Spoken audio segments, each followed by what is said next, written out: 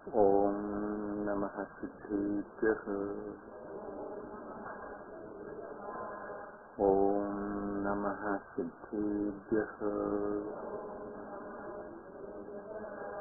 ओम नमः सिद्धेभ्यः।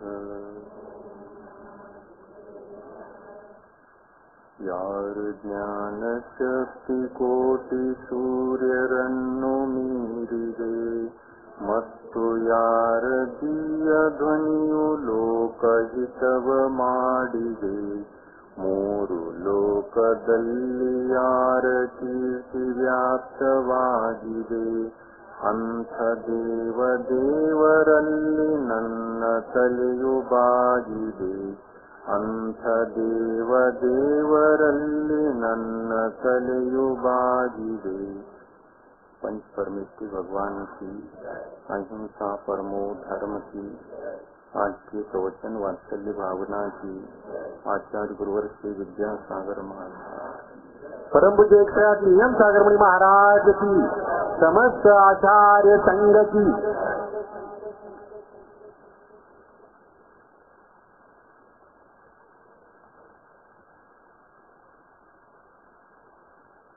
प्रतिमा के संबंध में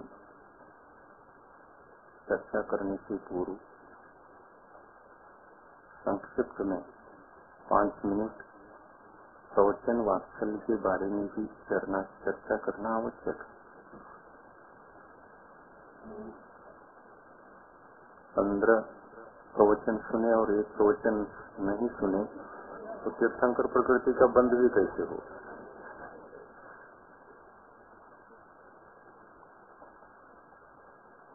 प्रवचन किसे कहते हैं ये समझ में आ गया है। प्रवचन अरहत वाणी को, अरहंत भगवान की दिव्य ध्वनि को ही प्रवचन कहा गया है। उस ध्वनि के आश्रय से उसको सुनकर उसके बारे में जो बोला जाता है उसको उपदेश कहा गया। प्रवचन सर्वश्रेष्ठ होता है, इसके उपरांत उपदेश होता है।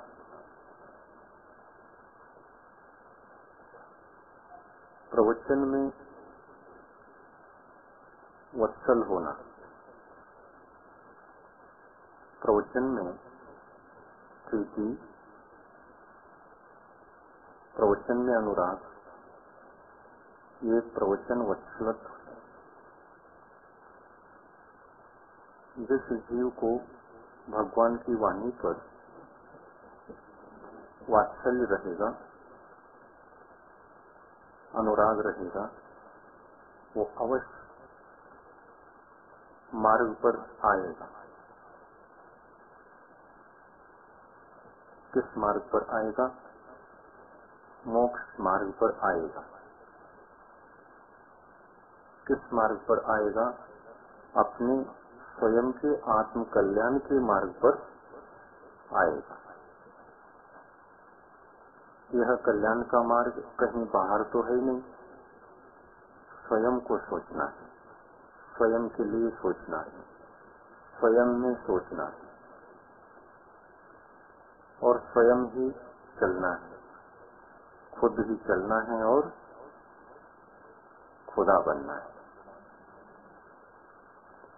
खुदा बनने से पहले हमको खोदना पड़ेगा, अपनी आत्मा को ही खोदना पड़ेगा। भीतर अमूल्य रत्न भरे पड़े।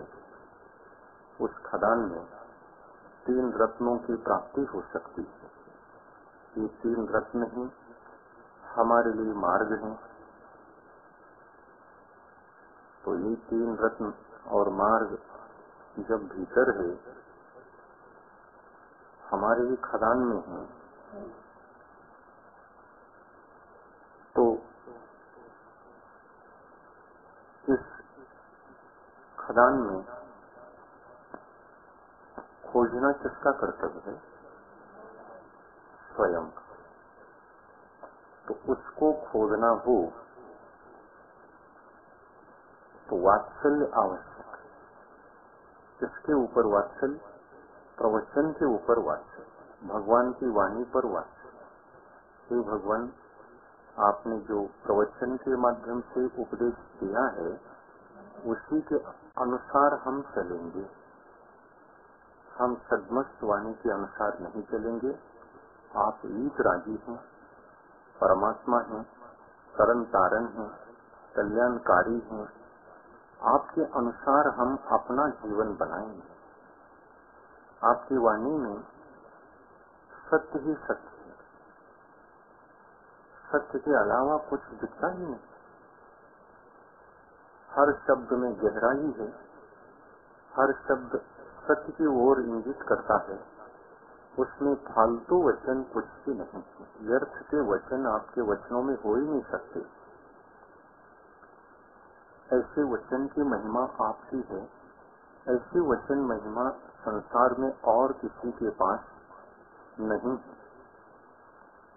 इसलिए आपका प्रवचन वात्सल्य के योग्य है। किससे वात्सल्य करना? भगवान की वाणी से वात्सल्य रखना, क्योंकि वह हमारा कल्याण करने का सामर्थ्य रखती है। भगवान की वाणी हमारा कल्याण हो, इसके लिए भी कुछ वात्सल्य चाहिए अलग से। बाहर में भगवान की वाणी से वात्सल्य चाहिए और अंतरंग में अपने खदान में छितरते हुए जो रत्न है उसके प्रति वात्सल्य चाहिए कि नहीं? बस दो के प्रति वात्सल्य पर्याप्त है। अपने आत्मा से वात्सल्य हो और बाहर में भगवान की वाणी के प्रति वात्सल्य हो, तो अपना कल्याण निश्चित होगा। और कोई दुनिया में हमें साथ दे या न दे, और साथ देकर के भी क्या होने वाला है? वो क्या धर्म दे सकेंगे? हमारे रत्न हमें लौटा सकेंगे? हमारे भीतर छिपे रत्नों को क्या दे सकेंगे? नहीं। इसलिए भगवान के प्रवचन में हमें डूब जाना चाहिए और उसमें सत्य के मार्ग को किस प्रकार प्राप्त किया जाता है उसके विधि विधान का ज्ञान प्राप्त करना चाहिए। भगवान की वाणी में हमारे रत्नों को हमें कैसे पाना चाहिए इसका विधि विधान प्राप्त होता है ना। भगवान की वाणी से हमारे अंदर छिपे रत्न हमें कैसे प्राप्त हो सकते हैं, इसकी प्रक्रिया, इसको प्राप्त करने की जो विधि है वो ज्ञान हो सकता है, उसका ज्ञान होता है। हमें उसे पाना है। इसलिए प्रवचन के ऊपर वात्सल्य रखना। यदि आप प्रवचन के ऊपर वात्सल्य रखते हैं तो जिन भक्त हैं, वीतरागी भगवान के भक्त हैं, और वो यदि नहीं हो पाया तो गया, मनुष्य पर्याय डूब गया, मनुष्य भव गया, एक व्यर्थ गया। केवली पन्नतम धम्मम शरणम पवज्जामि, अर्हन्ति शरणम पवज्जामि। अर्हन्त प्रवचनम शरणम गच्छामि। सम्यक दर्शन ज्ञान चारित्र प्राप्ताय। प्रवचन सत प्रवचनम शरणम गच्छामि। जो दुनिया में चारों ओर से दृष्टिपात करते हैं तो कहीं भी सत प्रवचन दिखाई नहीं देते। केवल भगवान की वाणी हमें तारन तारन बन सकती। ऐसे प्रवचन के ऊपर यदि हम वात्सल्य रखते हैं तो हम स्वयं क्या कहलाते हैं? प्रवचन वत्सल कहलाते हैं। वत्सल, वत्सल, प्रवचन वत्सल।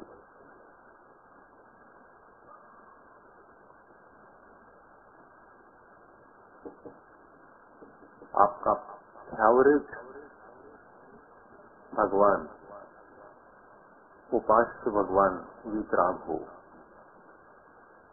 फेवरेट गुरु वीतरागी हो, फेवरेट शास्त्र वीतरागी हो, उसमें जरा भी कहीं से कहीं तक सरागपना नहीं होना चाहिए। ये तीन ही हमारे लिए कल्याण कर सकते। बहुत ताकत है उनमें, तीनों में, और उसी ताकत को हम भी प्राप्त करने के लिए वात्सल्य रख रहे हैं, क्योंकि हमें भरोसा है इन तीन के सहारे से हम इन तीनों रत्नों को प्राप्त कर सकते हैं निश्चित।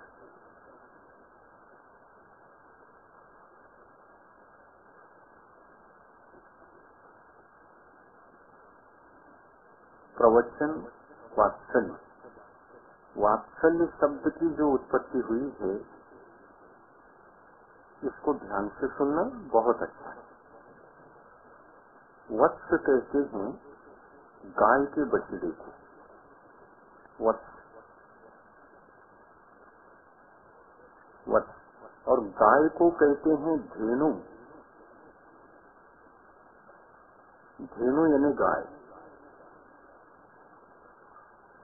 धेनुवत्, वत्से अनुरागः, धेनुवत् वत्से अनुरागः। धेनु के समान, जैसे धेनु अपने बछड़े पर वात्सल्य रखता है, उस प्रकार से भगवान की वाणी पर और भगवान के वाणी से चलने वालों पर वात्सल्य रखना चाहिए। समझ में आया? सूत्र है ये, सूत्र आपको संभाल लेगा।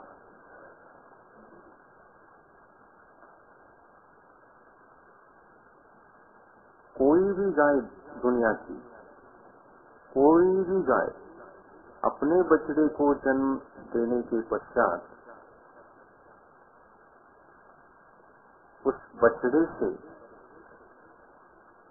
वात्सल्य को खत्म करके भाग सकती है क्या? नहीं भाग सकती।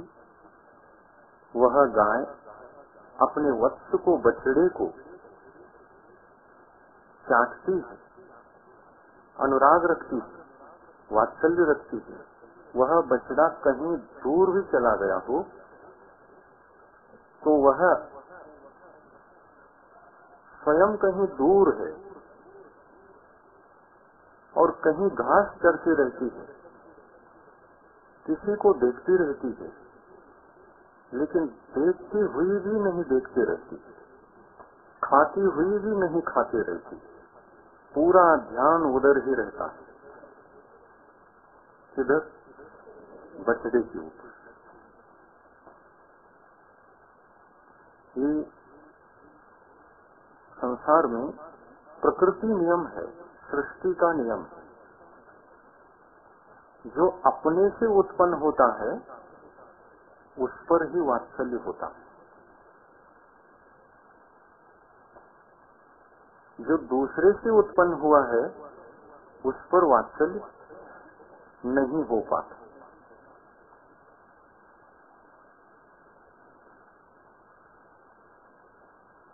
ये संसार बड़ा विचित्र है, इसके नियम तो देखो,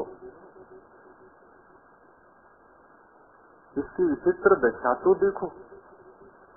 जो अपने से जन्मा है हम उनको कितने प्यार से देखते हैं, सब कुछ निछावर करने के लिए तैयार होते हैं, प्राण भी उन्हीं के लिए होते हैं।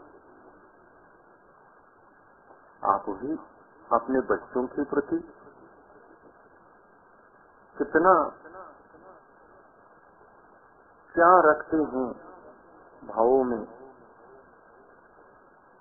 ये अनुभव में आता है ना। ऐसा क्यों होता है कि अपने बच्चे ही प्यार लगते हैं और दूसरे के 4 दिन के मेहमान होते हैं? वात्सल्य नहीं रखते हैं ऐसी बात नहीं, वात्सल्य रखते हैं आप, लेकिन अपनत्व नहीं रहता। अपना बच्चा जैसा अपने को लगता है, दूसरा बच्चा अपने को ऐसा क्यों नहीं लगता?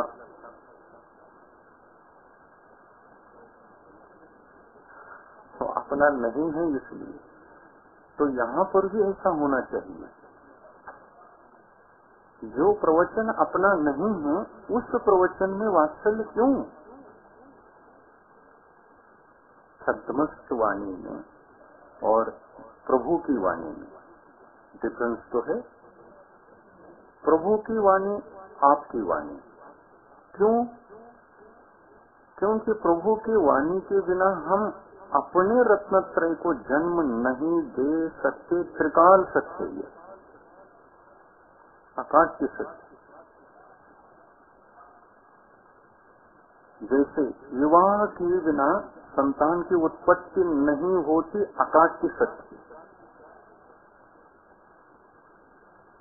वैसे प्रभु की वाणी के बिना, उसके सत्संग के बिना, उसका विचार किए बिना, श्रद्धा किए बिना, समझे बिना और समर्पित हुए बिना,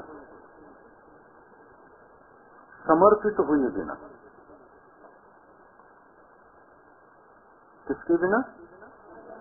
समर्पित हुए बिना हमारे अंदर जो 3 संतान हैं, जो हमारे कल्याणकारी, समाधि के काल में समाधि मरण कराने वाले भी अंदर के, अन्यथा हमने अनंत बार जन्म मरण किया है,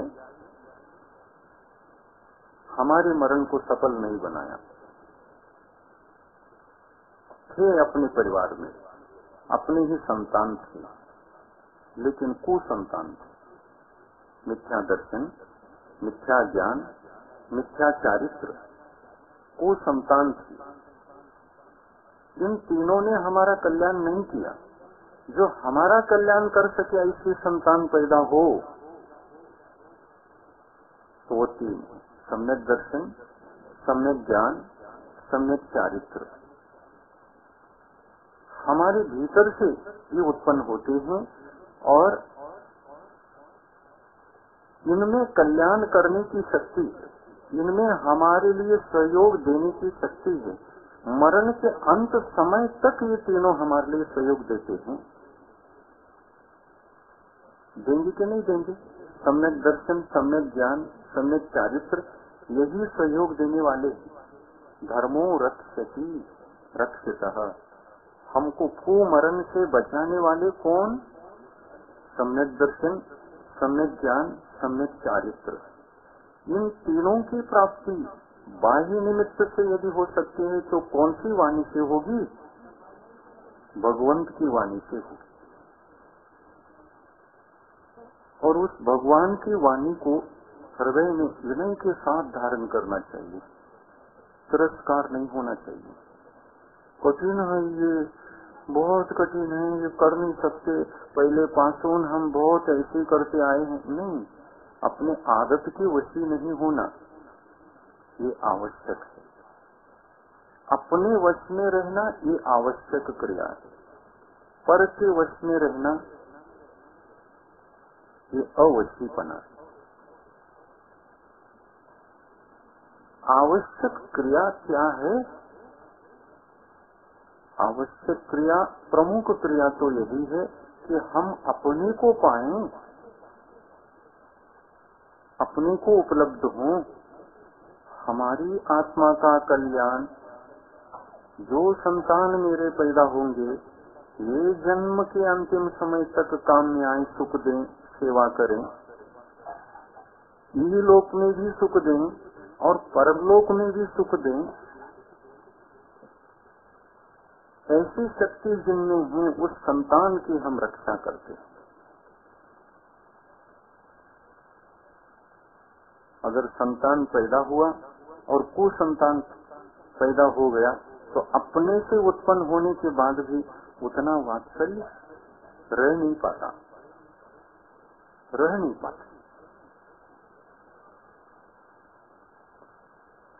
लेकिन आखिर अपना ही तो है,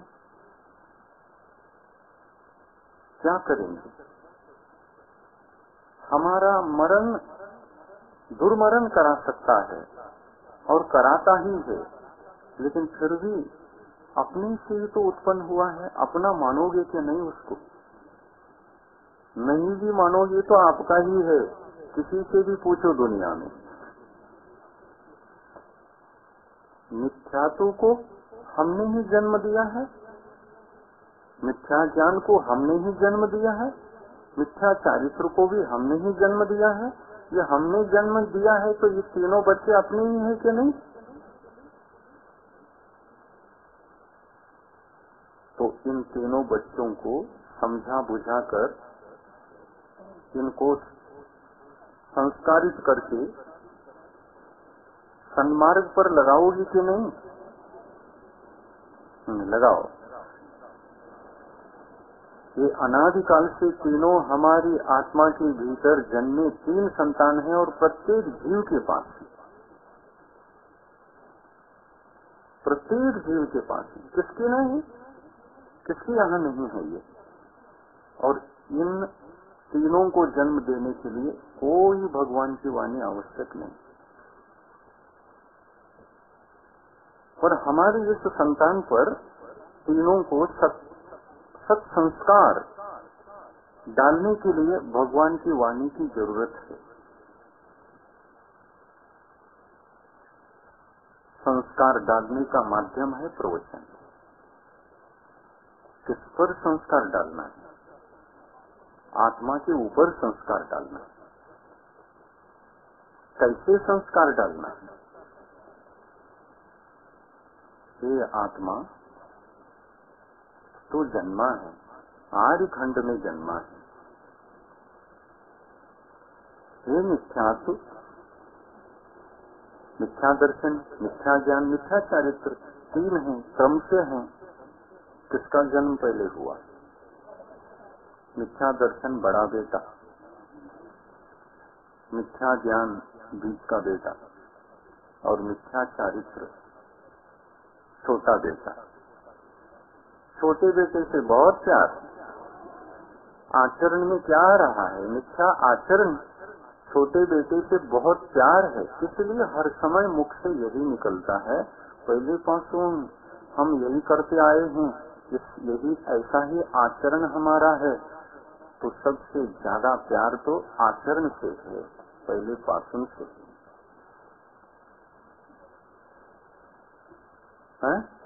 कैसा है देखो ये सृष्टि के नियम कैसे कैसे उलझ गए। हम चिंतन करें तो सब पता चलता है, सभी मार्ग मिलता है।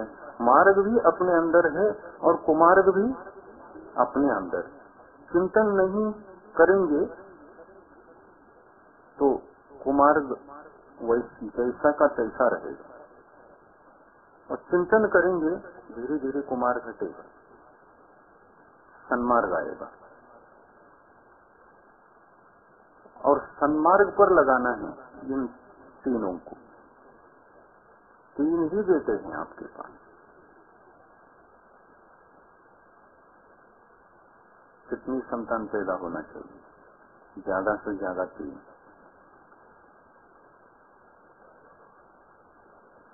ज्यादा से ज्यादा 3। महाराज आदिनाथ भगवान को सुना है कि 102 संतान थी। आदिनाथ भगवान की उम्र बहुत ज्यादा थी, वो कितना भी संतान उत्पन्न कर ले, लेकिन पंचम काल में इतनी उम्र नहीं है। और यहाँ 3 पर्याप्त है। छोटा परिवार, सुखी परिवार, और बड़ा परिवार दुखी परिवार, लेकिन छोटा परिवार 3 ही उत्पन्न हो गए और सुसंस्कारित नहीं है। संस्कार माता पिता ने दिया नहीं। आत्मा माँ के समान है और उस माँ के 3 बेटे, मिथ्या दर्शन, मिथ्या ज्ञान और मिथ्या चारित्र, ये हमने ही उत्पन्न किया है। है? और इन 3 बेटों का जन्म किसी भी पर्याय में रहो, हर पर्याय में ये उत्पन्न हो सकता। किसी भी पर्याय का मतलब संसार पर्याय। संसार पर्याय में भी अरहंत भगवान को, पंच परमेश्वरी को छोड़ो, पंचम गुणस्थानवर्ती श्रावक को छोड़ो और अविरत सम्यक दृष्टि श्रावक को छोड़ो, बाकी सभी जीव, संसारी जीव, इन 3 को जन्म दिए हुए मिथ्या दर्शन, मिथ्या ज्ञान, मिथ्या चारित्र, अनादिकाल से ये बेटे तीनों साथ चल रहे हैं और इन बेटों से कितना राग हो गया है, अनुराग हो गया है, ये चिंतन करना है। चिंतन किए बिना मोक्ष मार्ग की उपलब्धि नहीं होती। चिंतन तो बहुत हो गया, प्रवचन बहुत सुना, ऐसे ऐसे प्रवचन सुना कि ऐसे प्रवचन बोलने में आज तक नहीं आया अपने को। ऐसे प्रवचन सुने,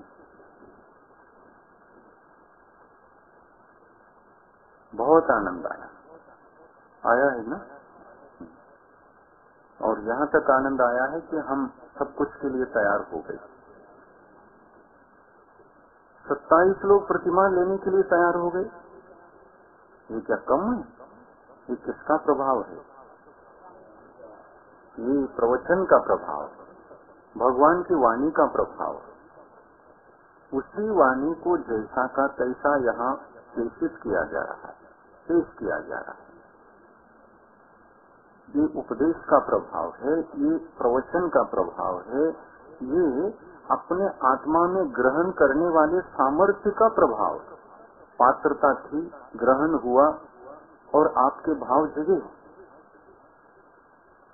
एक उपादान भी चाहिए पड़ता है ना, उपादान न हो तो नहीं होता। हम कितना भी अच्छा प्रवचन करें, जीव को उपादान शक्ति नहीं है तो वो जग नहीं सकता, तो कहीं न कहीं अटका रहता है। बहुत जाल है भीतर, किसी न किसी जाल के भीतर अटका रहता। छूटना बहुत मुश्किल है, समर्पित होना बहुत मुश्किल है, और समर्पित एक बार हो गए तो कल्याण निश्चित। 3 संतान हैं जो गलत संतान पैदा हो रही कुसंस्कार से, उनके कुसंस्कार होने का जवाबदार वो नहीं, हम ही हैं, आत्मा। हम स्वयं आत्मा इसके जवाबदार हैं। क्या किया? संतान को जन्म तो दिया, लेकिन प्रवचन संस्कार नहीं डाला। तो देखो, हमने ही अपनी संतान पर प्रवचन के संस्कार, भगवान के वचनों के संस्कार नहीं डाल पाए। ये क्या है? अविचारपना है क्या नहीं? अज्ञानपना है क्या नहीं? ऐसा ये प्रमाद किसका? आत्मा का, माँ का। आत्मा, आत काय आहे? माँ आहे, म्हणून त्याचे नाव आत्मा आहे। आत काय आहे? माँ आहे।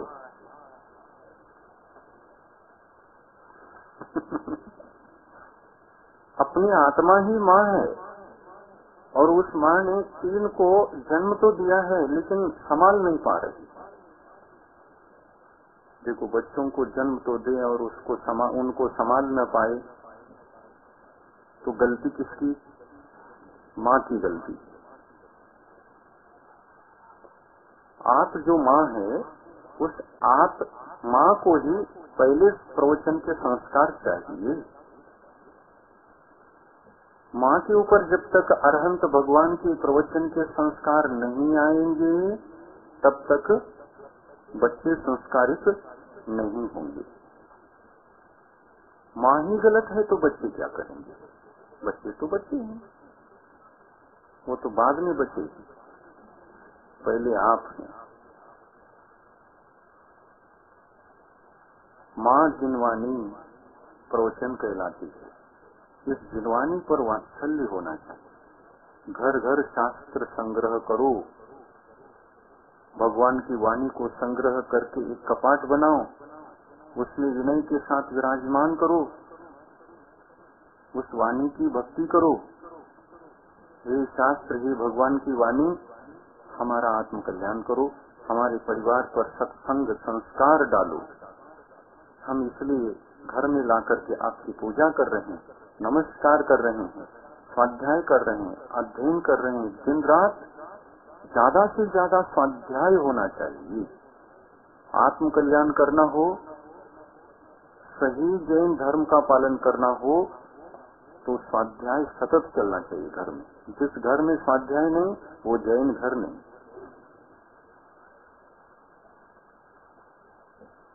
देवी घोषणा सूत्र दे दिया, जिस घर की माँ स्वाध्याय नहीं करती, वो जैन घर नहीं है। और उनके 3 बच्चे हो सकते हैं, या 1 भी हो सकते, 2 भी हो सकते हैं, लेकिन जिस घर में स्वाध्याय नहीं होता, वह जैन घर नहीं है। और उसके बच्चे सुधर नहीं सकते, निश्चित बात है। और खुद भी दुखी रहेगी, और बच्चों को भी कुछ नहीं दे पाएगी। खुद के पास कुछ नहीं है तो बच्चों को क्या देगी?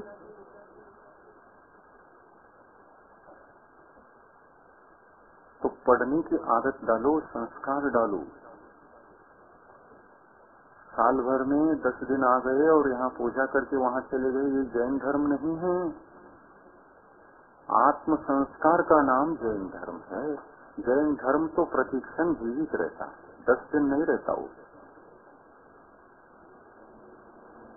मिथ्या दर्शन, मिथ्या ज्ञान, मिथ्या चारित्र, ये अगर चले गए ना, तो हमारा 10 लक्षण पर्व तो प्रति सेकंड चल रहा है और जीवन भर चल रहा है। 10 दिन नहीं, जीवन भर चल रहा है। क्या होना चाहिए भीतर? सम्यक दर्शन, सम्यक ज्ञान, सम्यक चारित्र। तो श्रावक के जीवन में ये तीनों आ सकते हैं, लेकिन चारित्र जहाँ तक ये कहना पड़ेगा कि वो एक देश ही आ सकेगा, मुनियों के समान महाव्रत नहीं आ सकता। क्योंकि पाप 5 हैं। पाप कितने हैं?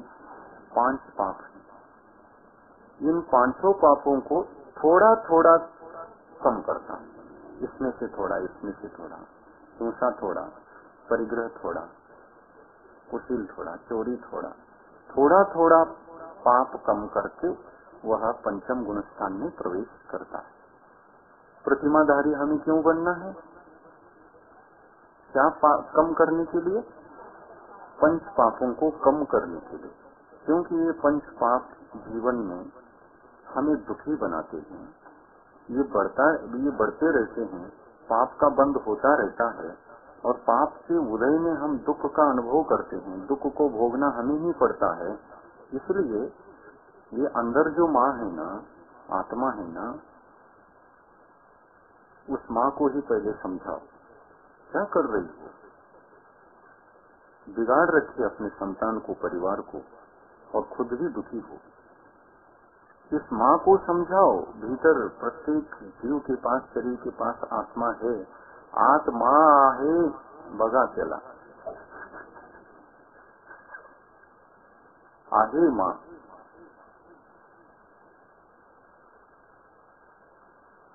और इसमें जन्म देने की शक्ति। आत्मा में सत संतान को भी जन्म देने की शक्ति है, तो कुसंतान को भी जन्म देने की शक्ति। तो किसको जन्म देना है? सत संतान को जन्म देना है, सत संतान को, सत्य संतान को नहीं।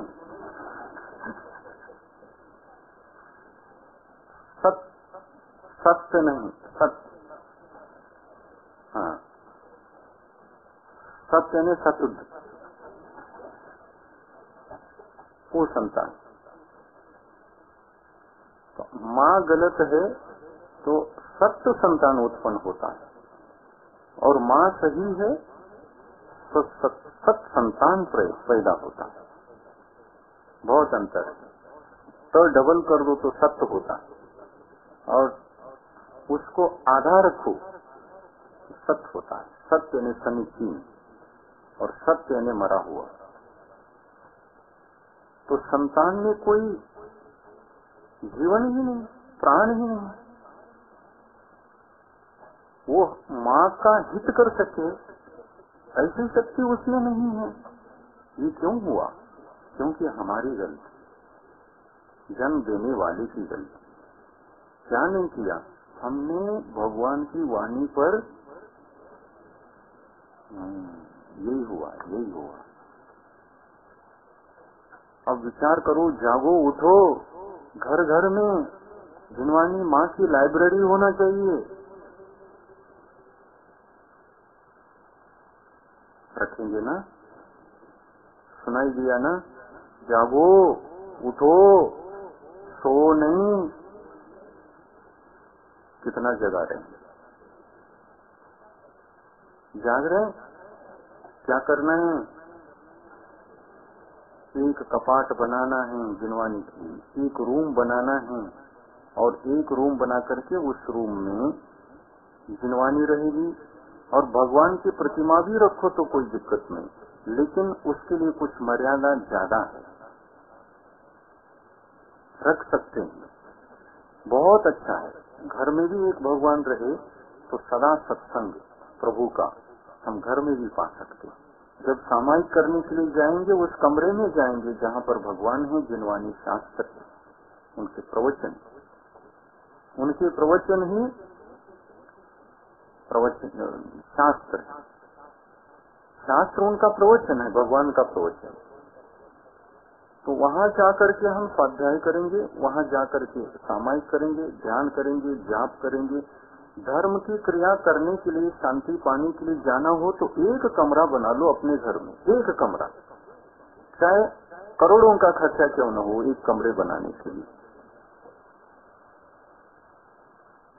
कितना भी खर्चा हो, लेकिन उसके लिए खर्चा करो। कैसे बनाओ? किसी से बनाओ। सोने का बनाना हो तो सोने का बनाओ, चांदी का बनाना हो चांदी का बनाओ, जिसमें मन लगता है।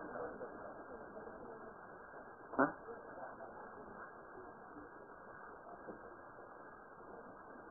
बनाओ, लेकिन बनाओ, एक बनाओ, एकांत में बनाओ। वहाँ पर कोई भी सांसारिक क्रियाकलाप न चले, और एक ऐसा रूम जैसे विद्यार्थी स्टडी रूम बनाता है और एकांत में रहता है, अभ्यास करता है, क्योंकि पास होना है, रैंक में आना है, तो कितनी मेहनत करनी पड़ती है। साल भर के लिए एकांत में रहना पड़ता है अभ्यास के लिए। ऐसे ही एक धर्मात्मा के लिए आत्म संस्कार डालने का कोई कमरा नहीं होना चाहिए घर में। ये अभी तक सोचा क्यों नहीं? जब पढ़ते थे, विद्यार्थी थे, बहुत सोचते थे, पढ़ने के लिए जंगल में भी जाकर के बैठ जाते थे। हमने किसी गांव में देखा था, परीक्षा जब आती है तो उस समय गर्मी के दिन, और हम रोज वहां से आते जाते थे, सभी विद्यार्थी जाकर के जंगल में, कोई पेड़ के ऊपर बैठ के पढ़ रहा है, कोई नीचे बैठ कर, कोई छाया में बैठकर, कोई नदी के किनारे बैठकर पढ़ रहा है, स्वाध्याय कर रहा है, रट रहा है, चिंतन मनन कर रहा है। ये विद्यार्थी इतना मेहनत कर सकता है तो अपना कुछ कर्तव्य नहीं क्या धर्म के प्रति? क्या 10 दिन आ गया और पूजन कर लिया, हमारा बात खत्म हो गई, अब अगले साल भी जैन धर्म करेंगे? ऐसा नहीं। जैन धर्म प्रतिनित्य करने का धर्म है। एक कमरा करेंगे ना, किसी भी कोने, छोटा ही भले बनता है, जिसका घर छोटा हो उस घर में भी एक अलमारी रखने लायक और 1-2 जन बैठने लायक, इतना छोटा कमरा क्या अब नहीं बन सकता? वहां प्लाई लगा करके एक कमरा बना लो, अंदर कुछ भी सांसारिक वस्तुओं को ले जाना नहीं, बाहर रखना। पहले इसकी तैयारी है और फिर प्रतिमा लेंगे ना तो फिर वो सार्थक होंगे। कुछ साधना के लिए एकांत चाहिए कि नहीं? अब साल भर तो आप घर में रहेंगे, अभी 10 दिन जैसे यहाँ रहे, मन लगा, बहुत अच्छा मन लगा, क्योंकि पंडाल में बैठे हैं, यहाँ पर सांसारिक कोई भी विषय का प्रभाव यहाँ नहीं है, बहुत बड़ा आनंद आया, परिणाम बहुत अच्छे रहे, शुभ में परिणाम रहे। तो ऐसे परिणाम सतत रहने के लिए क्या करना पड़ेगा? सोचोगे ना, घर में रहना पड़ेगा और घर में रहते रहते परिणामों को अच्छा रखना पड़ेगा, तो कुछ करना पड़ेगा ना। क्या करना पड़ेगा? एक स्वतंत्र कमरा बनाना पड़ेगा, एक स्वतंत्र कमरा। और जब भी सामायिक करना हो वहां जाना, स्वाध्याय करना हो वहां जाना, ध्यान करना हो, जाप देना हो वहां जाना। संसार के बीच में बैठकर, सबके सामने बैठ करके आप जाप देंगे, मन कैसे एकाग्र हो सकेगा?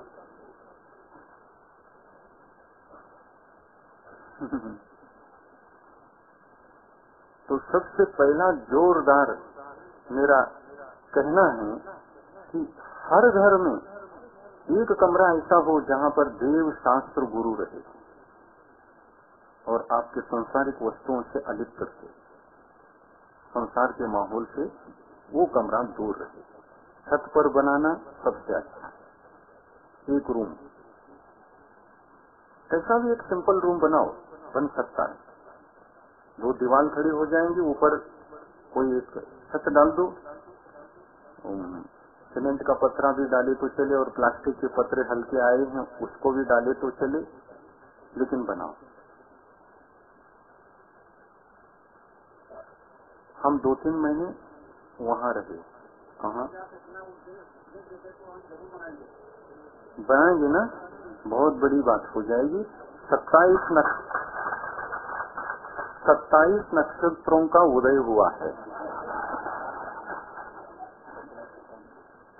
और प्रतिमा के संबंध में वो समझने के लिए आतुर हो गए। 27 घरों में 27 रूम पहले बनना चाहिए। फिर जो अविरत सम्यक दृष्टि, जिनको सम्यक दर्शन के 25 दोषों को समझकर चतुर्थ गुणस्थान में रहना है, आत्म कल्याण करना है, उनके घर में भी ये रूम न रहे ऐसा नहीं होना चाहिए। उनके घर में भी रूम होना चाहिए। घर घर में देव शास्त्र गुरु का एक रूम होगा तो जैन संस्कार आएंगे, निश्चित आएंगे। जिन भगवंत के प्रवचनों का संस्कार लेना है, ऐसा एक स्थान निरंतर, वहां पर जा करके शांत। देखो, मंदिर में जब जाते हैं ना, तो संसार के इधर उधर की बातों को करने से पाप लगता है कि नहीं? लगता है। अपन बहुत सावधानी से जाते हैं मंदिर में, कुछ भी बात नहीं करते, केवल आत्मचर्चा, भगवान के गुणों का स्मरण, चिंतन और भावों को निर्मल रखना, ये काम करते हैं। वैसे ही उस रूम में भी संसार की बातों को भूल कर जाना चाहिए और सामायिक करना चाहिए, तो सामायिक हो। वहीं बैठे हैं और संसार की क्रियाओं को भूला नहीं है तो सामायिक होगा नहीं। भूलने के लिए, अपने आत्मा को संस्कारित करने के लिए एक कमरा अवश्य होना चाहिए। और आप कोशिश करें, अगर वह कमरा बहुत अच्छा बनता है तो वहां पर इस प्रकार की भगवान की एक मूर्ति रख सकते, घर घर में। आप इधर उधर जाते हैं तो मन भटकता है, और घर में ही ऐसे मंदिर रहेंगे, ऐसी मूर्ति रहेगी तो मन कितना कंट्रोल में रहेगा। ध्यान आसान होगा, सामायिक आसान होगा, स्वाध्याय आसान होगा, भगवान के चेहरे को देखते ही सब भूल जाते थे। लोग कहते हैं महाराज आपके सामने आते हैं ना तो हम सब कुछ भूल जाते हैं। क्यों भूलते हो?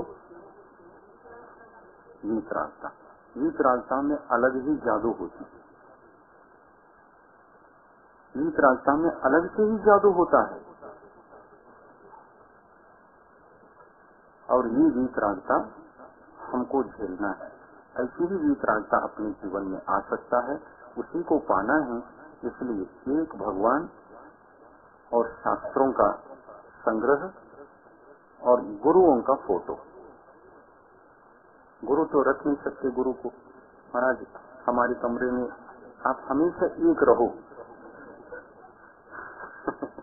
गुरु को नहीं रख सकते, भगवान को रख सकते, शास्त्र को रख सकते, गुरु को तो रख नहीं सकते। हृदय में रखेंगे। और वो याद नहीं आते हैं तो एक फोटो लगाओ, देख देख करके याद करो। आचार्य श्री का बहुत बढ़िया एक फोटो अभी खींचा हुआ है, एकाएक इंटरनेट पर मिला है, जो हमारे पास लगा हुआ है दीवार पर। ऐसे लगता है कि साक्षात सामने ही बैठे हैं। आपके रूम में, धार्मिक रूम में ये एक फोटो और भगवान की एक मूर्ति और शास्त्रों का संग्रह हो तो घर में एक मंदिर नहीं बनेगा क्या? और वह मंदिर हमारा कल्याणकारी नहीं होगा क्या? ये मत सोचो कि इसका अभिषेक करना पड़ेगा नहीं करना पड़ेगा, मत सोचो, इतनी टेंशन मत लो। भगवान से हमें कल्याण का मार्ग पाना है, भगवान की सेवा के लिए नहीं, भगवान हमारी सेवा के लिए है। भगवान को देखने से हम किसकी सेवा कर रहे हैं? आत्मा की सेवा। भगवान वीतरागी हमारे सामने हैं, इसलिए हमारे भाव वीतराग बन गए। एक मूर्ति रखो, कोई अभिनय नहीं होगा। आप रोज नमस्कार करो, पूजन करो, अभिषेक करो या न करो, लेकिन पूजन तो करो।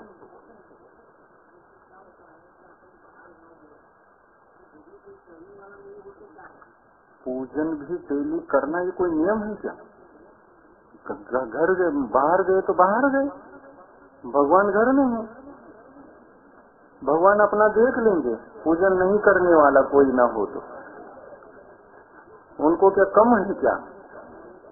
हमारी पूजा आज नहीं हुई तो नाराज हो जाएंगे क्या? हमारे भगवान वीतरागी हैं, चिंता मत करो। पूजन भी जरूरत नहीं है। क्या पूजन करते हो तुम? ऐसी चावल चढ़ा करके कोई पूजन होता है क्या? पूजन ये कहलाता है भगवान के प्रति जो हम समर्पित हैं, वो सच्ची पूजा है।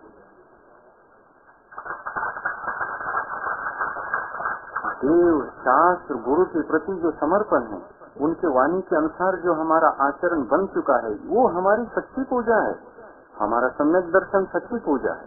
भगवान की ज्ञान सच्ची पूजा है, चारित्र सच्ची पूजा है। 27 नक्षत्रों का उदय हुआ, फिर ये सच्ची पूजा नहीं है क्या? ये ऐसे थोड़ी उदय, फालतू उदय थोड़ी हो सकते हैं आसानी से। नहीं, कोई तो जिज्ञासा उत्पन्न हुई है, तभी तो भावना आई है कि हम भगवान की सच्ची पूजा करेंगे। ये संकल्प लेने को खड़े हैं, और ये सच्ची पूजा। भगवान की प्रतिमा रखो, दर्शन भी करो तो चलेगा, लेकिन रखो। दर्शन करने के लिए तो रखोगे ना, लेकिन महाराज बाहर जब जाएंगे दर्शन कैसे कर पाएंगे? ये मत लाओ। जब रहोगे तब दर्शन करना, जब रहोगे तब पूजन करना, और प्रतिष्ठित प्रतिमा को ही रखना, कोई दिक्कत नहीं। संस्कार आएंगे हमारे घर में, कुल परंपरा से जैन संस्कार बचेंगे, वीतरागी जिनेन्द्र भगवान के संस्कार बचेंगे। आज देखते हैं कि देव शास्त्र गुरु घर में न होने से क्या परिणाम है। शांति सागर महाराज को क्या करना पड़ा? देखो ना, हमारे मंदिर में, हमारे घर में एक कमरे में सच्चे देव शास्त्र गुरु अगर होते तो शांति सागर जी को क्या ये करना पड़ता? सोचो, बहुत गंभीर बात है। उनको ऐसा करना क्यों पड़ा? क्योंकि हमारे संस्कार, हमारी संस्कृति, हमारी सभ्यता नष्ट हो चुकी, कुल परंपरा से नष्ट हो चुकी थी। और ये हुआ था कि हम बाजार में जो मिला उसको लाके रखा घर में। तो बाजार में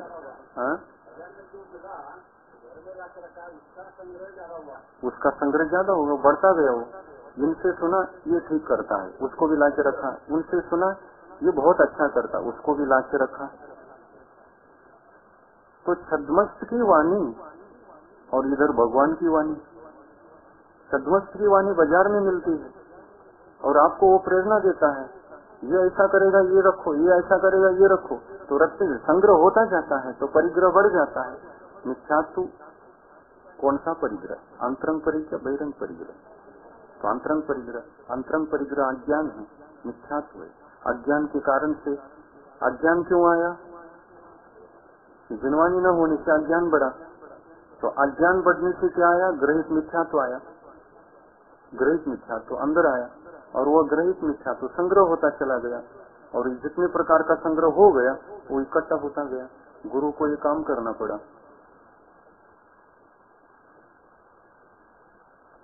तो सबसे अच्छा मार्ग आज के दिन मैं बता रहा हूँ। प्रतिमा का बताना रह रहा है, लेकिन आज सबसे पहला मैं ये बताऊं कि घर घर में जैन घर हो, ये एक कमरा होना चाहिए। जितने जैन घर हैं एक कमरा धर्म का, बाकी घर संसार का। धर्म के लिए एक घर चाहिए कि नहीं? एक कमरा चाहिए कि नहीं? घर में चाहिए। बनाओ, उसको बनाओ, कहीं भी बनाओ, छत पर बनाओ, नीचे बनाओ, जहाँ पर थोड़ा बहुत जगह है वहाँ बनाओ, लेकिन एकांत बनाओ उसको, एकांत। इसमें मिश्रण नहीं करना।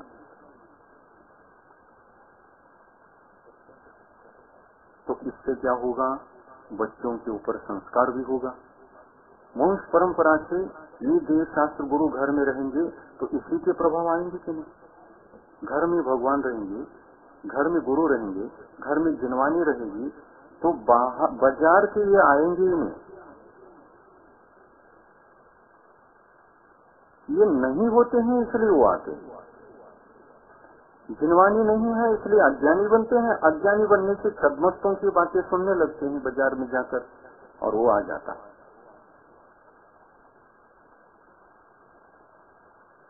ये हुआ है आज तक।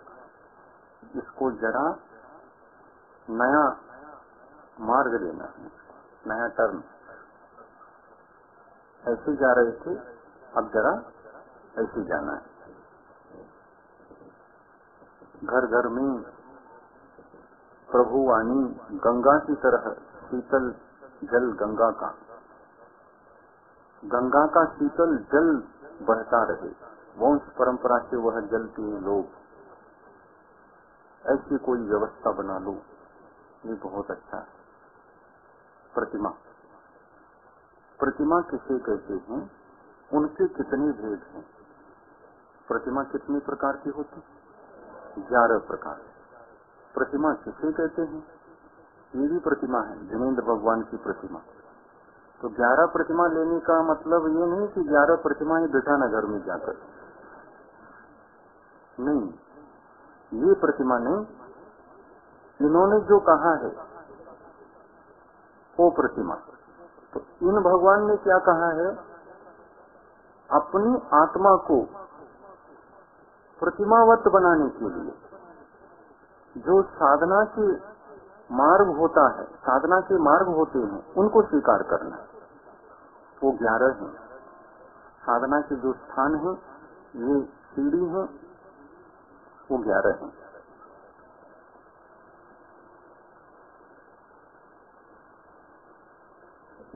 उस 11 में हम क्या बनते रहते हैं? प्रतिमा बनते। प्रतिमा को स्वीकार कर प्रतिमा के समान बनते रहते हैं, यानी अपनी आत्मा भगवान बनता जाता है। इन सीढ़ियों पर आत्मा भगवान बनता जाता है। पहली प्रतिमा ले ली तो दर्शन प्रतिमा, सम्यक दृष्टि बन गया। भगवान के निकट हुआ कि नहीं? भगवान में क्या है? सम्यक दर्शन। तो अपने में भी सम्यक दर्शन आ गया, तो हम भी प्रतिमा बन गए। एक देश प्रतिमा, फिर दूसरी प्रतिमा ज्ञान, तीसरी प्रतिमा चारित्र, चारित्र में फिर 11 सीढ़ी, 11 सीढ़ी के बाद फिर महाव्रत, महाव्रत के बाद फिर साक्षात प्रतिमा। महाव्रतों को लेकर के ही हम भगवान बनते हैं ना, तो साक्षात प्रतिमा के समान अरहंत हम बन जाएंगे। प्रतिमा किसे कहते हैं? जिनके माध्यम से श्रावक सम्यक दर्शन को धारण कर पंच पापों का क्रमशः त्याग करते हुए संयम की ओर बढ़ने का अभ्यास करता है, उसे प्रतिमा कहते हैं। वो प्रतिमा है जिनके माध्यम से श्रावक पहले तो सम्यक दर्शन धारण कर लेता है और फिर बाद में सेकंड कार्य, दूसरा कार्य ये है अब पंच पापों को कम करो। देखो, पंच पाप अलग हैं और सम्यक दर्शन अलग है। सम्यक दर्शन धारण करने का मतलब मिथ्यात्व को त्याग कर सच्चे देव, सच्चे गुरु, सच्चे शास्त्र, इन तीन की ही उपासना करेंगे, ये सम्यक दर्शन है। जो रागी हैं, असंयमी हैं, संयम जिसके पास नहीं होता। असंयम का मतलब क्या?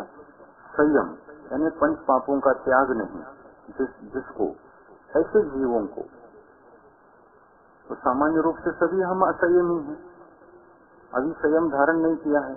प्रतिमा धारण करेंगे तो संयमी बनेंगे, प्रतिमा धारण करेंगे तो संयमी बनेंगे। तो संयमी बनेंगे तो क्या बने हम? संयमी का मतलब क्या? पंच पापों को एक देश त्याग किया है, यही संयम है। पंच पापों को एक देश त्याग कर दिया, यही अपना संयम है। इस संयम को धारण करने से आत्मा का कल्याण अवश्य होने वाला है। तो प्रतिमा किसको कहा? जिसके माध्यम से श्रावक सम्यक दर्शन को धारण कर पंच पापों का क्रमशः त्याग करते हुए संयम की ओर बढ़ने का अभ्यास करता है। ये अभ्यास ही है प्रतिमा भी। प्रतिमा भी अभ्यास है। किस ओर बढ़ने का अभ्यास? संयम की ओर। तो ये संयम नहीं है क्या प्रतिमा? संयम है, लेकिन एक देश संयम है, और एक देश संयम है इसलिए असंयम भी है साथ में। तो संयमा संयम हो गया। तो संयमा संयम क्यों लिया जाता है? पूर्ण संयम तो ले नहीं सकते थे और धीरे धीरे अभ्यास करके लेना था, इसलिए हमने प्रतिमाएं ली और कुछ पाप त्याग कर दिए। कुछ पाप जो बचा है उसको 11 सीढ़ियों में क्रम से थोड़ा थोड़ा थोड़ा थोड़ा कम करते करते 5 पाप को संपूर्णतः त्याग कर देता। 11 सीढ़ियों पर हम क्या करते हैं?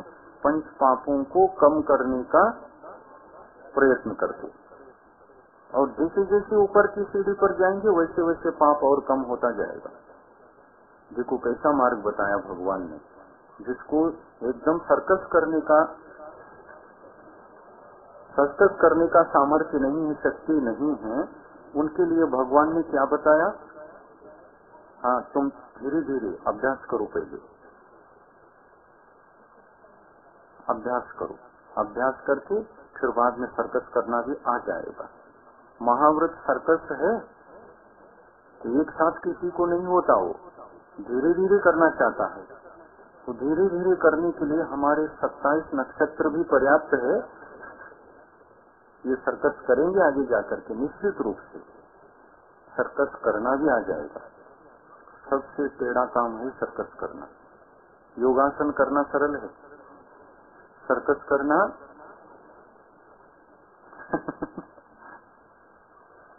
सर्कस देखने का ये लाभ है कि कम से कम योगासन से सर्कस कठिन है ये पता चलता है। ये लाभ, ये ज्ञान आता है।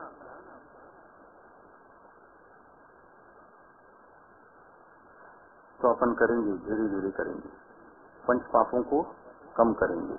परंतु प्रतिमा लेने से पहले क्या लेना पड़ेगा? सम्यक दर्शन को, 25 दोषों से रहित सम्यक दर्शन को धारण करना पड़ेगा। 25 दोष कैसे होते हैं? सच्चे देव शास्त्र गुरु को छोड़कर अन्य कहीं उलझ गए ना तो उसमें दोष लगेंगे। ये नहीं करना है। ये नहीं हुआ ना तो 25 दोष में से कोई एक भी दोष आपको लगेगा नहीं। अपने धन को लेकर घमंड नहीं करना। क्या करना? धन है। धर्ममय जीवन व्यतीत करने के लिए धन मिला है, पुण्य के उदय से मिला है, धर्म करो। धन से धर्म हो, परंतु धन के लिए धर्म को मत मिटाओ। और धर्म कैसे मिटता है? धन को लेकर के अभिमानी बन करके बैठ गए, धन को लेकर के अहंकार आ गया, मद आ गया, घमंड आ गया। तो धन तो है लेकिन नष्ट क्या हुआ? धर्म का हानि हुई। धर्म की हानि हुई, सम्यक दर्शन नष्ट हुआ। तो सम्यक दर्शन, सम्यक दृष्टि को कैसे जीना चाहिए? मद रहित जीवन होना चाहिए। धन हो तो मैं धनी, दूसरे को देखकर मैं धनी हूँ, इस प्रकार के परिणाम नहीं करना। क्या है? चक्रवर्ती अभिमान नहीं किया और अपन छोटे मोटे इतने से भी नहीं है और अभिमान आ जाता है धन को लेकर के। चक्रवर्तियों ने देखो कैसे संभाला परिणामों को। इतना धन, इतना अपाट अक्षय भंडार होने के बाद भी वो कभी भी धन को लेकर, राजमहल को लेकर, मकान को लेकर, अपने घर में एक टीवी आती है तो भी अपने को अभिमान आता है, इसके घर में टीवी नहीं और हमारे घर में टीवी है। कैसी अज्ञानता है देखो इस जीव की। किस किस पदार्थ को लेकर के घमंड करता है, कैसे टेढ़ा होकर के बैठ जाता है। उसकी सोच ही टेढ़ी बन जाती है वस्तु को लेकर। और जड़ वस्तु है, पर वस्तु है, आत्मा तो है ही नहीं। तो पर को लेकर क्यों घमंड करे? कितनी बड़ी अज्ञानता है ये। आत्मा को नहीं जानता है इसलिए ऐसा होता है। जो आत्मा को जानता है उसको कभी भी कोई किसी भी प्रकार का मद हो ही नहीं सकता। मैं खुद कौन हूँ ये समझ में आ गया ना, भीतर अंतरंग दृष्टि हो गई ना, तो बहिरंग दृष्टि करने पर कभी भी मद होगा नहीं। क्योंकि वो जानता है आत्मा अलग है, ये पर वस्तु अलग है। पर वस्तु आत्मा के धर्म के पोषण के लिए, इस पर क्या गर्व करना? ये गरीब है, ये धनहीन है, मैं साहूकार हूँ। क्या साहूकारपने का वो कर रहे हो? ये अज्ञानता। इस अज्ञान को सम्यक दर्शन आने के बाद अज्ञान को हम नाश कर देते। सम्यक दर्शन अपने जीवन में आ गया तो वो अज्ञान को समाप्त कर देता है। घमंड समाप्त हो जाएगा, समता आएगी, क्षमाशील रहेगा, कभी क्रोध नहीं करेगा, क्रोध ही चला जाता है। धर्म आने पर तो जो हमारे लिए हानिकारक परिणाम है ये सभी भाव चले जाते हैं। होता है कि नहीं होता है? अनुभव करके देखो, सम्यक दृष्टि बन करके देखो। बाहर में कोई भी वस्तु को देखकर आपको राग द्वेष नहीं होगा। और ये धर्म है, ये असली धर्म है। ये 10 लक्षण से बढ़कर के ये प्रति समय होना चाहिए, निरंतर होना चाहिए। 10 लक्षण में 10 दिन आकर के यहाँ बैठ करके पूजा, किसकी पूजा की? इसी क्षमा की पूजा की है ना। तो क्षमा धारण ही करो तो इस पूजा की जरूरत क्या है? मुनि महाराज कहाँ करते इस क्रियाकांड को? क्योंकि उन्होंने धारण ही कर लिया है। तो उनका जीवन प्रति सेकंड क्षमा में लगा हुआ है। क्षमा तो उनको प्राप्त है, आप तो प्राप्ति के लिए वो अनुष्ठान कर रहे हैं। कितना फर्क है? आपको तो प्राप्ति के लिए अनुष्ठान करना पड़ रहा है। मुनि महाराज अनुष्ठान कुछ भी नहीं करते, वो भीतरी अनुष्ठान में लगी है। कोई भी संदर्भ आया हम क्रोध नहीं करेंगे, कोई भी संदर्भ आया हम घमंड नहीं करेंगे, कोई भी संदर्भ आया हम छल कपट नहीं करेंगे, कोई भी संदर्भ आया हम किसी भी पदार्थ से प्रभावित होकर उससे लोभी नहीं बनेंगे। कितना बड़ा धर्म है ये है असली जैन धर्म। ये श्रावक के जीवन में एक देश आ सकता है, पकड़ना चाहिए। और फिर एक देश आ गया तो ये बाहरी अनुष्ठान 10 दिन का करो न करो बराबर है। आप तो बढ़ रहे हैं धर्म के मार्ग पर, असली धर्म आपके जीवन में उतर गया है। बहुत सरल है, समझेंगे तो सरल है, नहीं समझेंगे तो हम उलझे ही रहेंगे। पहले पास 10 दिन आया, चलो चलो चलो चलो मंदिर में गए, 10 दिन पूजा की, खत्म हो गया, अगले वर्ष लौकर या बाय बाय टाटा, गए 10 दिन और अगले साल पुनः आ जाते हैं। बेचारे वो 10 दिन भी क्या करेंगे आपके प्रति? आप केवल क्रियाकांडी बन करके रह गए, 10 दिन क्या कर पाएंगे? अगले साल भी ऐसा ही कहोगे, आए थे 10 दिन रखा, अगले साल मोर डुबो दिया, छोड़ के आ गए। ऐसा ही हो रहा है, हाँ?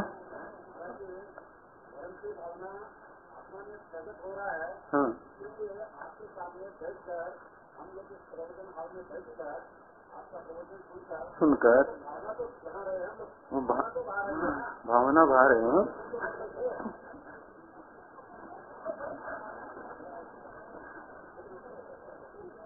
आपको पीड़ा हो रही है।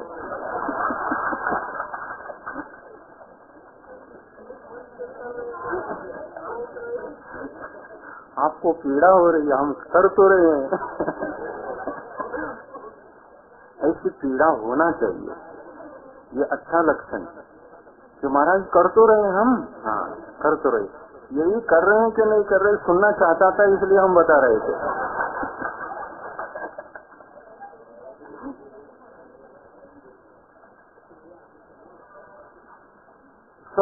सबको समझ में आ गया है धर्म कैसा है, क्या है, कहाँ रहता है, कैसी शांति मिलती है, कैसा सुख मिलता है, समझ में तो आ गया ना।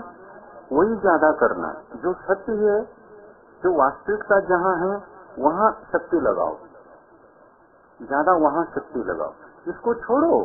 ये क्या है, 10 दिन आए, इधर कर उधर कर दिया और चले गए, ये कोई बात है क्या? नहीं, इससे भी हम वही सीख रहे थे जो वास्तविक है, उसको पाना चाह रहे थे। आ गया, 10 दिन कर लिया, हो गया, इसको ज्यादा महत्व नहीं देना, आत्म साधना को महत्व देना। ये आर्य खंड है, देव लोग आत्म साधना नहीं कर पाते। यहाँ 27 लोग तैयार हो गए, एक भी देव को बुला करके बताओ, मैं उनको संयम दे दूंगा, वो लेने के लिए तैयार हो जाए। हो सकता है क्या?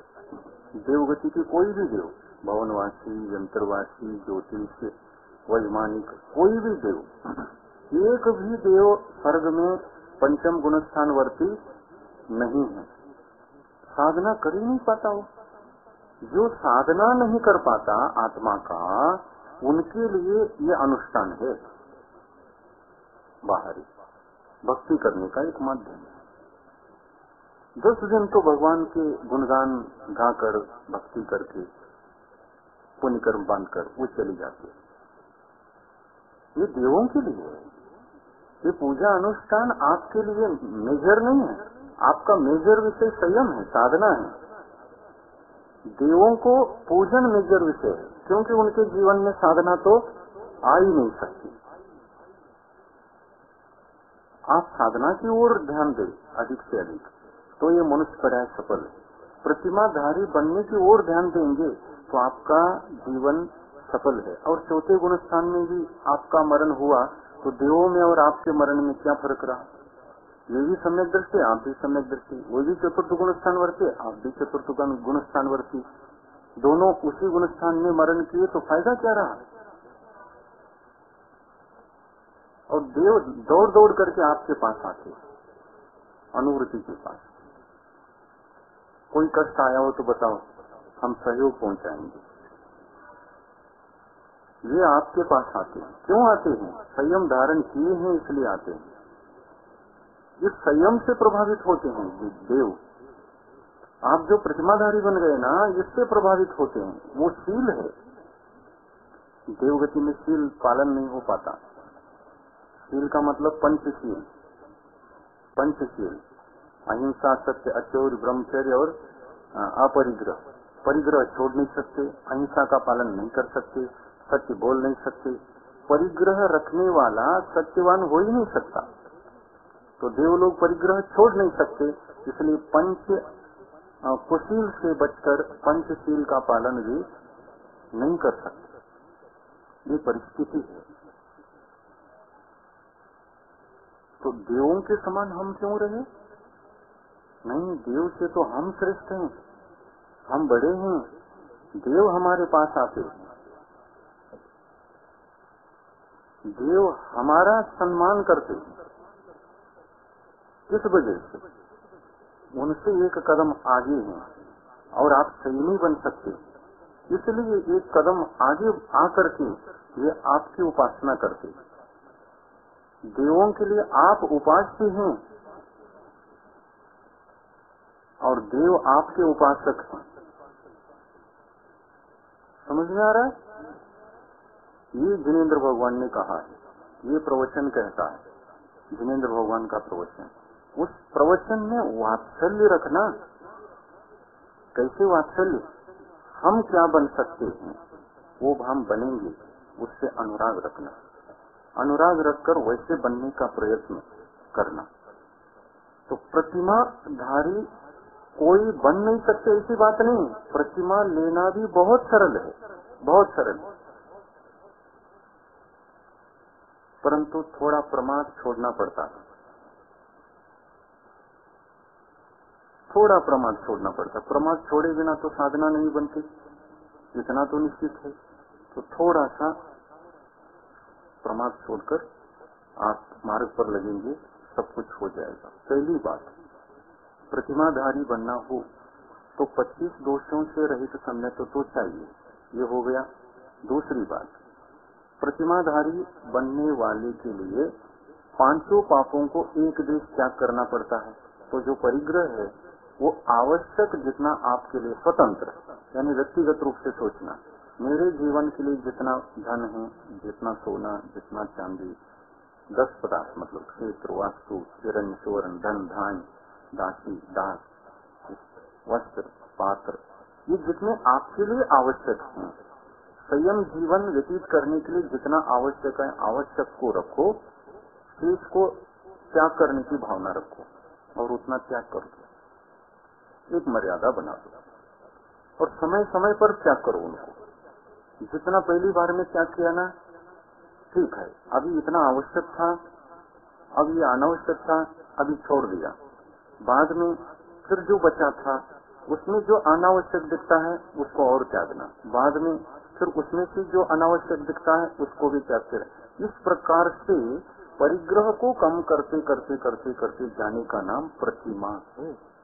इससे संयम का अभ्यास बढ़ता है, कर्म निर्जना बढ़ती है, आत्मा का कल्याण होता जाता है और संयमी बनने से हम देवों के द्वारा भी उपास्य हो जाते हैं। देव हमारी प्रशंसा करते, हमारी पर्याय में संयम नहीं होता। अगर देवों को संयम होता ना तो समोच्च चरण में आकर के सब दीक्षा ही ले लेते हो। असंख्यात देव हैं और इस धरती पर मुनियों की संख्या इतनी हो जाती देव दीक्षा ले ले तो इतनी दीक्षा संख्या हो जाती कि देवों को देव आहार चौका लगाने के लिए देवलोक से आते और आ सकते हैं देवलोक। किंतु देव गति में यही 5 पापों का त्याग संभव नहीं है, इसलिए ये न तो आहार दे सकते हैं और न संयम धारण कर सकते। ये परिस्थिति वहां, तो हम उनसे कितने ऊपर के हैं ये सोचना है। मनुष्य गति का ये समझ में आना चाहिए, अन्यथा हम पूर्व ही धारणा में रहेंगे ना तो आगे गाड़ी आगे नहीं बढ़ने वाली। कम से कम इतना समझ में आना चाहिए कि देव गति से हम श्रेष्ठ हैं, हम आराध्य हैं और वो उपासक हैं। पूजा किसकी कौन करे? उपास्य की उपासक पूजा करता है। हाँ ठीक है, आगे बढ़ते हैं हम। जल का कैसे जल उपयोग करना इसका भी बताना है और प्रैक्टिकल बताना है आपको, प्रैक्टिकल रूप से किस प्रकार के जल को कैसा उपयोग में लाएं, कैसे छाने, कैसे उसमें रहने वाले जीवाणुओं को उस पूर्व जल में उसको छोड़ दें सुरक्षित रूप से, इसकी चर्चा करना है। कब करेंगे? प्रतिमा लेने के कितने लोग हैं? हाथ उठाएं। कल 27 लोग थे, आज संख्या बड़ी है क्या देखना है, हो सकता है ना। 1 2 3 4 5 6 7 8 9 10 11 12 13 14 15 16 17 18 19 20 21 22 23 24 25 26 उतने ही हैं। 27 उधर भी 2 हैं क्या? वो 27 नक्षत्र उतने ही हैं, 28 नहीं बनेंगे वो। तो इन लोगों के लिए, 27 लोगों के लिए पानी छानने की विधि सिखाना है। वो सबसे महत्वपूर्ण काम है और उसकी जानकारी देने के लिए मुझे पौन घंटा लगेगा। पानी कैसे छानना इसके संबंध में मुझे पौन घंटा टाइम चाहिए। कब देंगे? कहाँ आएंगे? इधर ही आएंगे, प्रवचन में बता देंगे। ठीक है, दोपहर को प्रवचन में बताएं। ठीक ठीक है, ठीक। अपनी नींव मजबूत हो गई, भूमिका मजबूत हो गई। हाँ? हाँ, आ जाएगा ना।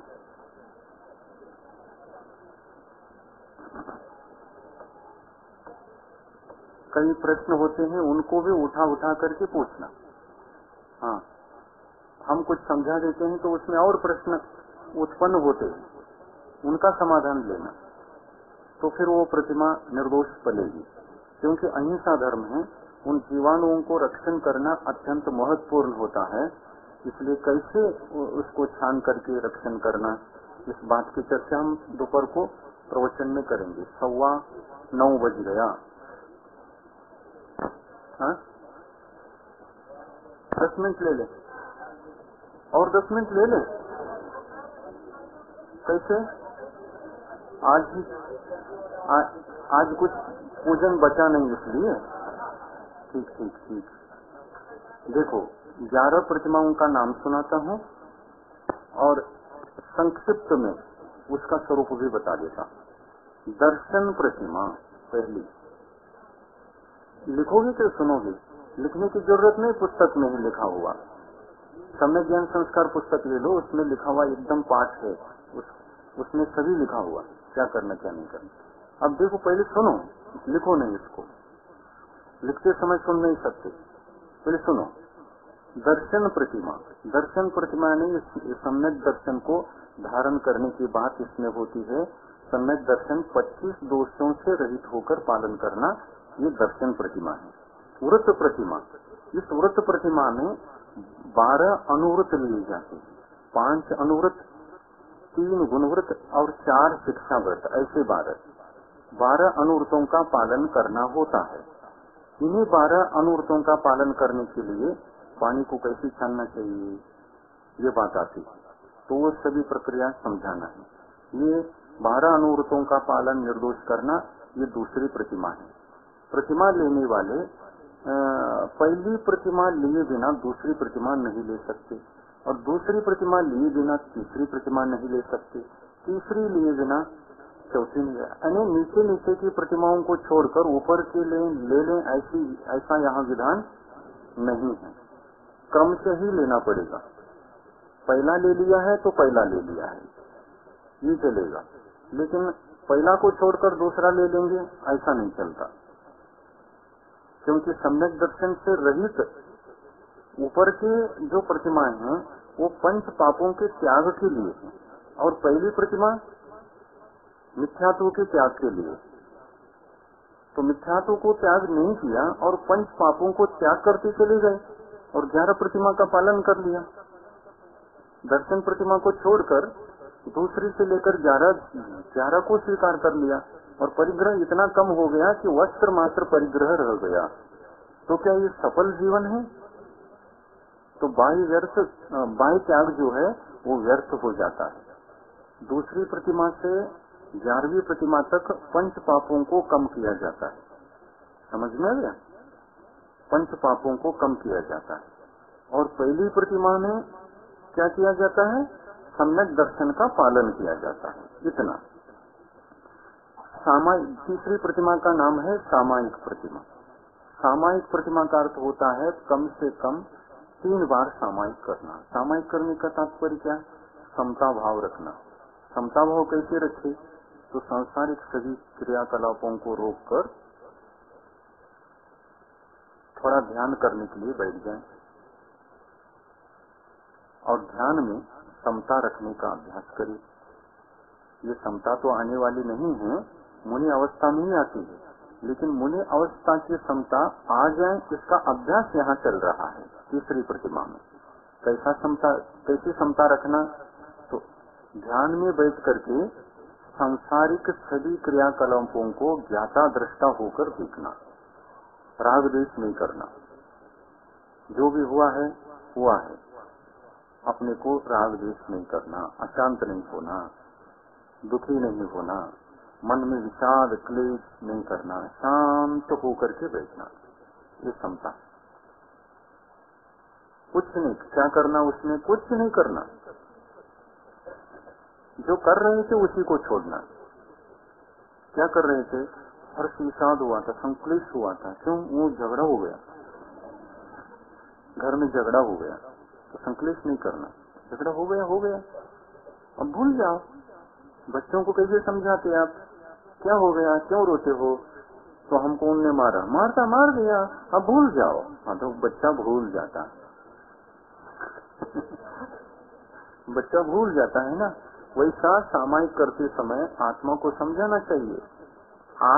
जो माँ है उसको ही समझाना चाहिए। क्या हो गया? ये ऐसा हो गया, टेंशन मत लेना, नहीं तो सामायिक नहीं होगा। भूल जाओ उसको, भूल जाओ और सामायिक करो, शांत हो जाओ। तो शांति से बैठना। क्या करना उसमें? कुछ भी नहीं करना, यही करना। सामायिक में बैठ करके क्या करना ये पूछते हैं। जो कर रहे थे वो सब छोड़ना और जो हो रहा है उसको भी छोड़ना। अंदर संक्लेश हो रहा है कि नहीं हो रहा? हो रहा है। राग द्वेष हो रहा है कि नहीं हो रहा है? उसको छोड़ने का नाम सामायिक। और कैसे बैठना? शांत बैठना। इतना शांत बैठना कि बिल्कुल नींद आ जाए। तो आई जाती है,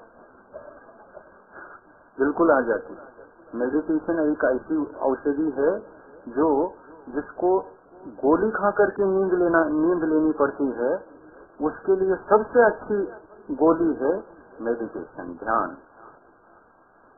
सोने के लिए बहुत अच्छा। सोना हो तो इधर आओ, मैं सिखाता हूँ। उधर बाजार की गोली खा करके आप सो रहे हैं, वो तो जबरदस्ती हो रही है। गोली खाए बिना नींद आ सकती है। आओ इधर सिखाते हैं हम, और ध्यान भी सिखाते हैं और निद्रा भी सिखाते हैं। दोनों हो जाएगा। नींद नहीं आना ये रोग है। और ये नींद क्यों नहीं आती मालूम? कि हम कहीं न कहीं अटके हैं, बहुत तेजी से अटके, बहुत जोर से अटके, बहुत जोर से चिपके हैं, कहीं जोर से उलझ गए हैं। उलझा हुआ मन नींद नहीं कर सकता। उलझा हुआ मन नींद नहीं कर सकता, और इस नींद से वह ऊब जाता, नींद भी नहीं आती। और ध्यान करो, ध्यान भी नहीं होता। जिसको नींद नहीं आती वो ध्यान भी नहीं कर सकता। जिसकी नींद बिगड़ गई है ना, वो ध्यान करने का पात्र नहीं है। जिसको अच्छी तरह से नींद आती है वही ध्यान करने का पात्र है। जिसको नींद अच्छी तरह से आकर के चली गई है वो बहुत स्वच्छ मन से ध्यान कर सकता है। और सबसे अच्छा सामायिक कब होता मालूम? सुबह उठने के बाद एकदम फ्रेश रहता, मन, वचन, काया, काया हल्की, मन हल्का, वचन प्रशस्त, भगवान याद आते हैं। भगवान सामने खड़े हो जाते हैं तो हटते नहीं। सुबह के सामायिक में तो ऐसा 3 बार सामायिक करने का नाम सामयिक प्रतिमा। क्या करना इसमें? कुछ नहीं करना, यही करना, बैठ जाना, इधर उधर नहीं जाना। जितने समय के लिए बैठना है उतने समय के लिए बैठ जाना। तो कितना? कम से कम 48 मिनट बैठ जाना चाहिए। मुनि को तो सदा सामायिक, हमेशा सामायिक में ही रहते हैं। राग द्वेष नहीं होता, किसी वस्तु से अटैचमेंट नहीं है, तो ये क्या है? यही सामयिक है, यही सामायिक है। और ऐसा नहीं होता है, इसलिए श्रावक को सामायिक नहीं होता, सामयिक होता है, ये कहा है। सामयिक, सामयिक होता है। सामयिक यानी समय को बांधकर मैं इतने समय तक कुछ विकल्प नहीं करूंगा, ऐसा बांध लेता है और फ्री हो जाता है, बैठ जाता है, प्रसन्न हो जाता है। ये समय को बांध रहा है। मुनि को समय को बांधना ही नहीं पड़ता। मुनि समय को बांध करके कभी कुछ करते ही नहीं।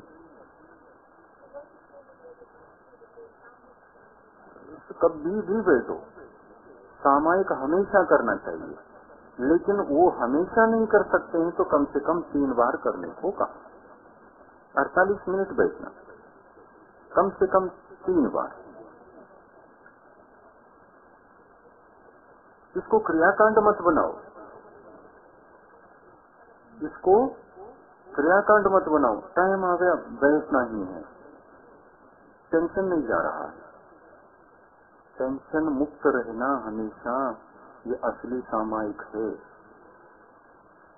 सामायिक भी क्रियाकांड नहीं बनना चाहिए कि समय आ गया बैठना पड़ रहा है, क्यों बैठ रहे हैं, समय आ गया बैठ रहे। नहीं, सदा ही समता में रहो ना। अब ध्यान का अभ्यास हो, इसलिए 3 बार का कहा। ध्यान का भी साथ साथ अभ्यास हो। ध्यान बिल्कुल न करे तो नहीं चलता। सामायिक अलग है, ध्यान अलग है। ध्यान अलग है। ध्यान का मतलब मन वचन काय को स्थिर रखना, हिलना नहीं, डुलना नहीं। और मन को कैसे रखना? मन को एकदम फ्री। क्या करना मन में, क्या विचार करना? कुछ नहीं करना, यही करना। विचार आते हैं तो विचार आने दो, उनको भी जानना और देखना। विचार कौन से आ गए? ये आ गए, उसको जानना, देखना। हर्ष विषाद भर न करे बस। हाँ, ये पथ्य है, ये पथ्य है। पथ्य क्या? मन जा रहा है, दौड़ रहा है कि नहीं, दौड़ने भी दो उसको, कुछ नहीं करना। खींचने का भी प्रयत्न नहीं करना और छोड़ने का भी प्रयत्न नहीं करना। मन स्वतः जहाँ जा रहा है, आ रहा है, आने दो। उसके साथ राग द्वेष नहीं करना। राग द्वेष मुक्त करके उसको कहीं भी छोड़ो, घूम करके आ जाए, कर्म का बंध नहीं होगा, निर्बंध रहोगे। तो ये ध्यान की कला हम उस समय सिखाएंगे कैसे करना। रखना है ना शिविर, ध्यान शिविर एक बार रखना है। कब रखना है? दशहरा में। दशहरा में ध्यान का सीखेंगे बहुत अच्छी तरह से। सामयिक प्रतिमा अच्छी बनेगी।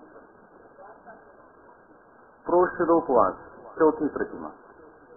प्रोषिदोपवास चौथी प्रतिमा। टाइम हो गया, 10 मिनट हो गए आपको, ठीक है? बाद में समझा देंगे दोपहर को।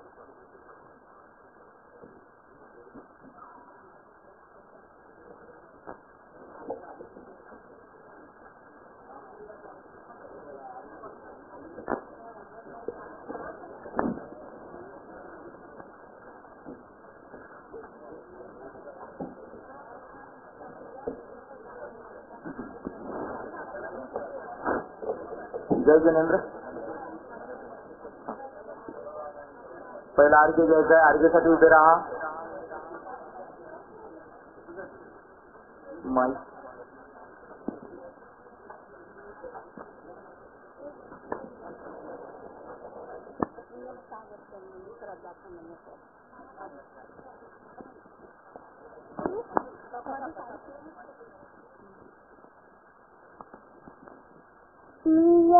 सागर चरणों में श्रद्धा सुमन चढ़ाए हैं. नयन कटोरे में दीक्षा को तेरे दर पे आए हो. नियम सागर चरणों में श्रद्धा सुमन चढ़ाए हैं. चरण कमल पर आपको शीश झुकाऊंगी. देख तुम्हारी तपस्या नर नारी हर्षित हो. कहीं समयुग में महावीर सम तेरा दर्शन पाएंगे. नियम